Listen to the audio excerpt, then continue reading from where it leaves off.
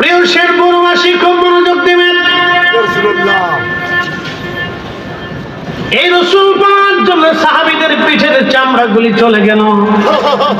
হযরত সুমাইয়া রাদিয়াল্লাহু আনহা শুধু বললেন লা ইলাহা ইল্লাল্লাহু মুহাম্মাদুর রাসূলুল্লাহ সাল্লাল্লাহু আলাইহি ওয়াসাল্লাম। হযরত সুমাইয়া কালেমা পড়লেন। হযরত সুমাইয়া কালেমা পড়ার পরে সুমাইয়াকে মারা হলো।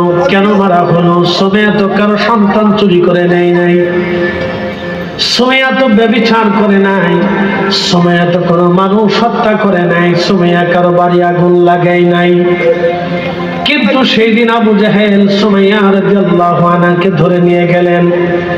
তার হাত পা গুলি বেঁধে হযরত সুমাইয়ার গুপ্তাঙ্গে বর্ষা দিয়ে খুঁচিয়ে খুঁচিয়ে খুঁচিয়ে খুঁচিয়ে নির্মম ভাবে সুমাইয়াকে শহীদ করা হয়েছিল। মক্কার হাজার হাজার মানুষ একটা মানুষের সেই দিন প্রতিবাদ করে নাই, কারণ সুমাইয়া ছিল গরিব দাসী। মক্কার মানুষ সুমাইয়ার পক্ষে কথা বলে নাই।